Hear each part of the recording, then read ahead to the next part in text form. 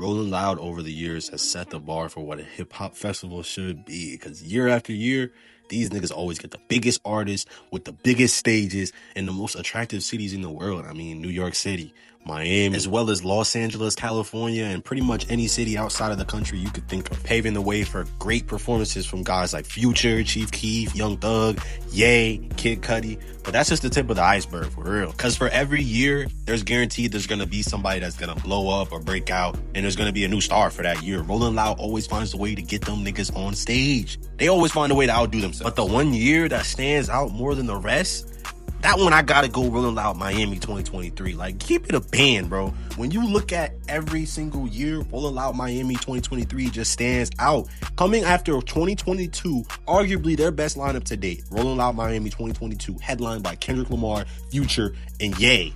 How the fuck do you go to the drawing board and envision a Rolling Loud 2023 Miami being better than that? How the fuck do you top that? Ye, Future, Kendrick Lamar, underlings like Lil Uzi Vert, Playboy Cardi, Lil Durk, Don Toliver, 2 Chainz. I know. 2 Chainz ain't a heavy hitter. I just had to stick my dog in there, bro. Come on. You gotta feel me, bro. 2 Chainz in his prime was that nigga, yo. But like I said, bro, Miami 23 had mad hype coming off of 2022 success. So the pressure was there, bro. The pressure to build a great lineup, to have the show go through smoothly, and to not have any interruptions or any incidents like they did at Rolling Loud New York. They had niggas fighting and shooting and all type of shit over there, which incidents like that caused the New York annual event to be canceled permanently. Like, it's cooked. It's runts. They're not allowed to go back to New York and doing no Rolling Louds up there no more.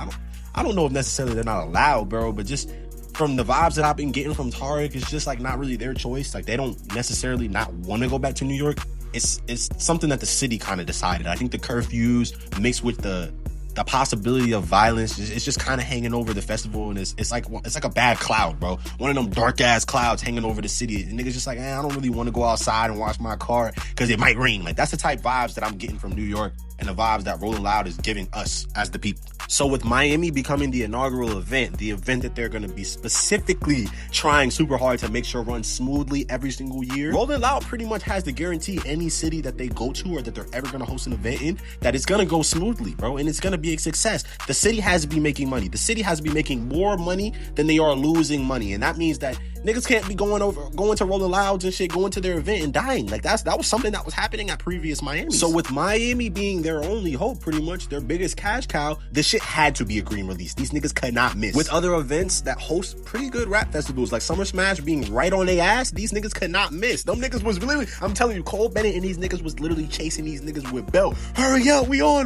them. That's how these niggas was on them. Cole Bennett was coming for that #1 festival for hip hop in the summertime. I'm telling you, this nigga was not letting Rolling Loud have any sort of breather room. He was on their ass, just like Deli was on Curry ass in 2015 in the finals. That's how Cole was on Rolling Loud and Tarek and them ass. Cole sitting there, people, oh shit, they stopped doing New York too? Oh shit, we might have some competition. Niggas might have left us some room to get back in the game. That's how Lyrical Lemonade was looking. They salivating, looking at Rolling Loud canceling some of their fucking dates, bro. All of this added to the pressure, bro. These niggas, like I said, had to get a green release for 2023. And I'm not gonna lie, bro, these niggas might have hit the most clutchy shit since Dame walked off on PJ. Before we start and talk about why this year shits on like any other festival lineup outside of like maybe like Summer Smash 2024, I gotta know if you're a real person. Like, 9 times out of 10, you never know. Niggas be AI and shit nowadays. Just go to the comment section and let me know what is your favorite festival lineup of all time. Whether it's a Rolling Loud, whether it's a Summer Smash, whether it's a Wireless, bro. I don't give a fuck. I'm interested in all festivals and all concerts.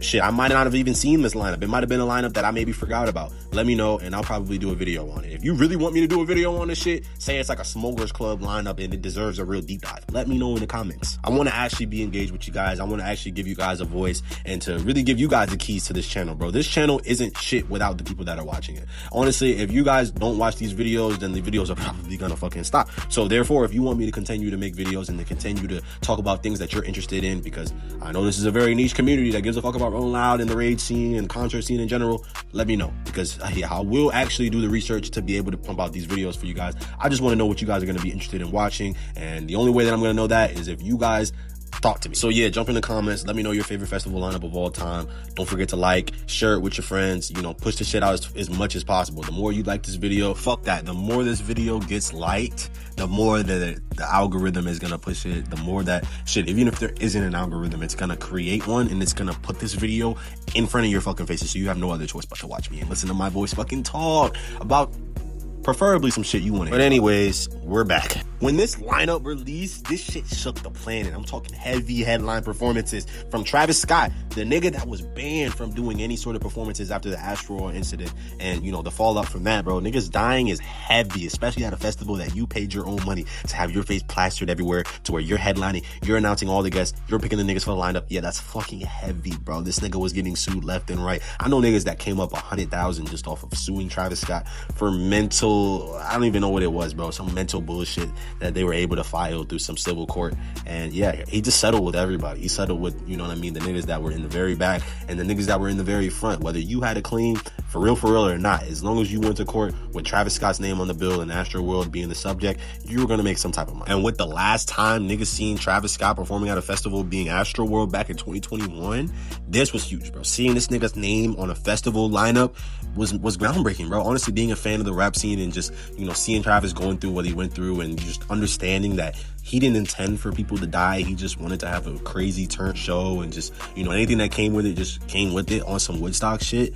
You would have known that, like, bro, this moment was massive, bro. And just being a fan of just the scene in general, following along the scene in general, seeing the storyline, seeing this nigga having a fight to just get on stage. I remember being at Rolling Loud in 2022, walking away thinking, yeah, I mean, shit, it's just Future, bro. Ain't really shit gonna happen. And then you hear fucking Travis Scott coming out, bro, like, nigga damn near shitted himself. But that wasn't even the craziest part. Niggas got Cardi, bro. Cardi first headline in 2023.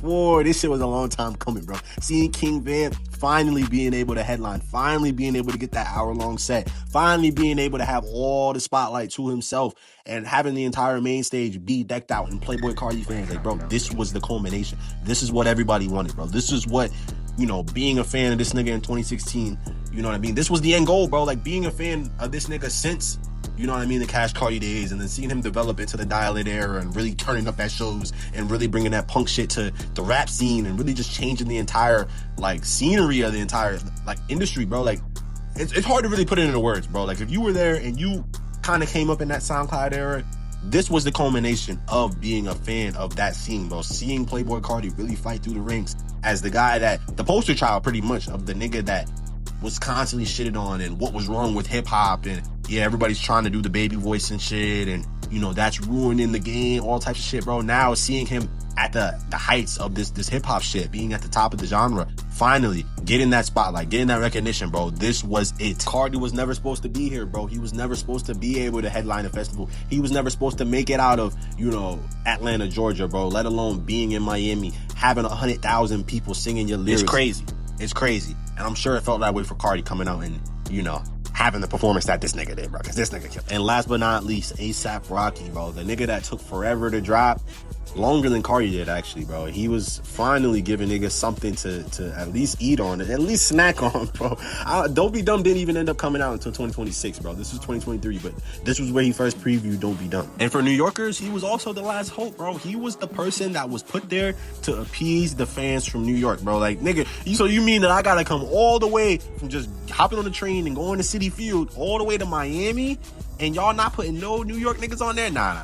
They had to give niggas A$AP, bro. Like, that was the pull to get niggas from New York down to Miami for the summertime, bro. That was the I'm sorry. That was the apology right there. I'm telling you, they would have went and grabbed Future if they could have.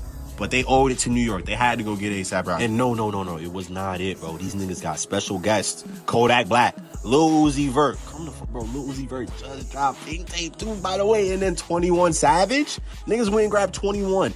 Niggas don't remember the shit that be going on, bro. I remember 21 Savage and Drake just dropped their collab tape. Shit was a smash, bro. The album released at the end of 2022. Rolling Loud wasn't until July of 2023. They had a tour schedule. 21 Savage and Drake were on tour while Rolling Loud was supposed to be happening, bro. I believe the first date was the beginning of July. Now, it brings the question, how the fuck was 21 Savage gonna be in Miami and on tour with Drake at the same time? It's not like he can call Drake and call in sick. Yo, bro, I ain't gonna lie, bro. I ain't gonna be able to make... Nah, nigga, we already getting paid M's. So I'm sure this is something that Savage had to actually go with Live Nation and sort out, bro. So therefore, whenever you go look at the dates, there was a big ass gap from July 18th through July 25th to where there's no shows. There's no shows at all until July 25th. That's the perfect exact block of time that Rolling Loud was set to be happening. So it raised the question, obviously. 21 Savage is gonna be there. 21 Savage is on tour with who? Drake. Is Drake gonna be at Rolling Loud? That was the big question. And Rolling Loud was playing into it as well. I'm pretty sure Drake had already dubbed them mad times by this point in terms of just, oh, will you come and perform at our festival? Drake's like, hell no, why would I come to that shit? Rolling Loud's way beneath me. I'm performing at, arenas and shit now. I don't need to go perform at some festival at this point in my career, which makes sense. But Rolling Loud being, in the mindset of we're going to try to make the most money, they're not going to come out and say, yeah, Drake's not coming, bro. He doesn't like us. No, bro, they're going to let the people talk. They're going to let the people chat and basically wonder, is Drake going to come out? Because at the end of the day, they're sitting there thinking the same thing, bro. Drake might come out with 21 Savage, bro. He has a break on his tour. He might come out. So we're not going to come out and necessarily tell people he's not, because then the odds of him not coming out are they're going to be high at that point. So Rolling Loud was definitely playing into the idea that Drake could possibly come out, even though that there's no verbal agreement behind the scenes that he would. It's smart marketing. I cannot knock these niggas for that. It's very smart marketing when you think about it, because then you got a lot of people online who will believe anything. If there's a rumor posted by saycheese.fl23, like, bro, they're not gonna be able to tell the difference from the actual Say Cheese account, bro. There's hella media pages and media outlets that, just spread fake news. And with Rolling Loud being the center of everybody's computer screen or phone screen every time they go on Instagram, and Drake being next to their name, the odds of people buying a ticket go up just off of that alone. But on top of the fact that these niggas had some super heavy hitters as headliners, bro, and a special guest, it gets really good when you start to look at the guys underneath that. Rolling Loud did a really big thing this year. They tried to branch out. Now, this is something that they've never actually fully committed to, because it's truly a gamble, bro. Like, this is all you market. We're the biggest hip-hop festival in the world. Why would you feel the need to go and grab artists from other genres and bands from different dictations and shit just to try to appease a small niche of people, maybe just that one fan base? Rolling Loud was asking themselves this every single year leading up to 2023. But after 2022, they knew that they had to mix it up. They knew that they had to broaden their audience. And especially after New York being canceled, that's a whole nother revenue stream right there being X'd out. So they knew that they're going to have to maximize this year's lineup or it was going to be grit. So when I looked on the lineup and I seen Turnstile and Pink Panthers, like, bro, I'm looking at it like, damn, bro, Rolling Loud is actually trying to go in a different direction. And it truly is a step in the right direction. And with a lot of upcoming guys being on the lineup as well, guys like Destroy Lonely, Ken Carson, and Lancey Foe, the underground kids were not disappointed seeing some of their favorite up-and-coming talents being shown love to the extent that Rolling Loud did. This was a sign that Rolling Loud was actually paying attention to what people were talking about on the internet. They weren't just going and grabbing the guys that costed the most and that were going to be the biggest draws. And that went as the standard going forward. After 2023, everything that Rolling Loud did was for a reason, bro. It was never a year or a moment that I thought that Rolling Loud was just doing things just to do it after this year. It was always some new shit. It was always some experimenting. Hey, we're going to add this guy here. Hey, we're gonna try this new city here. Hey, we're gonna go to Orlando this year. We might go to India this year. We might go back to Australia this year. We're gonna go to Cali and try 2 days this year. Like, Rolling Loud was always just in this permanent experimental phase. We're gonna add some new guys.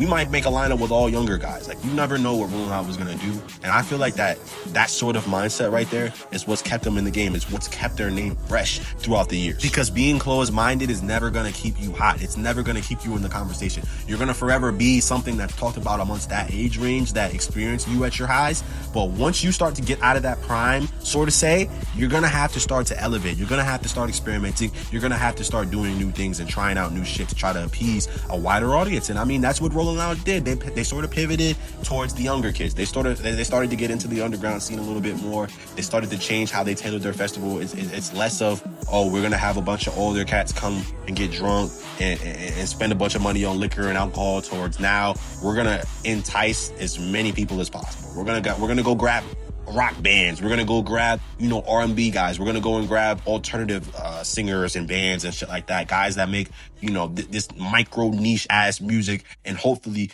bring their fan base along. And I mean, that comes with the goods and the bads. You're gonna get guys like Two Slimies pulling up to the festival. You're gonna get a guy that's like, the meme rappers and shit like that have kind of taken over nowadays, believe it or not, they pull their weight. They're gonna bring a crowd. They're gonna bring their fans.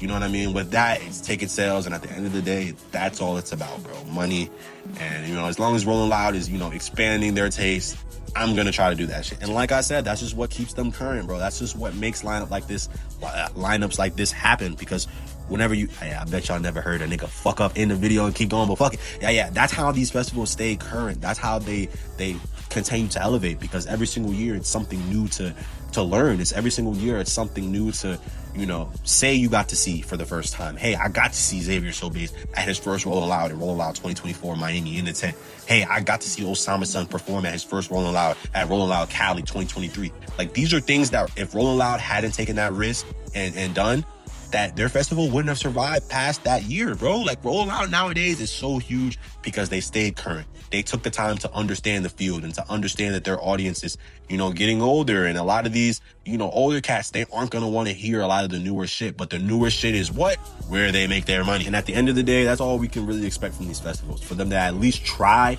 to stay current, for them to at least try to understand what their audience is looking for, and do their best, bro. Because at the end of the day, there is no Rolling Loud without money. I know people are going to sit here and say, oh, they shouldn't be selling out for the money. They shouldn't be doing. It's not that, bro. It's not that. There has to be some sort of profit for them to continue doing any sort of event. If you start up a hot dog shop and you ain't getting no customers, that bitch is going to be closed the fuck down, bro.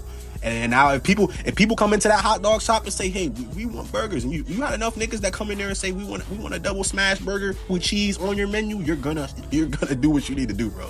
That's all Rolling Loud is doing, bro. They're listening to their audience, and they're trying their best, bro. Anyways, what do you guys think Rolling Loud has in store for us for the next couple of years, bro? Rolling Loud Orlando was a hit. Everybody seemed to love it. I've seen nothing but good reviews. I've seen nothing but, positive feedback from Rolling Loud Orlando, outside of the fact that niggas was at every fucking moment, because every stage had an ass to dust. So outside of switching out the dust for turf, because I've already known that everybody's going to suggest that they do that shit, what do you think Rolling Loud could do better at their festival?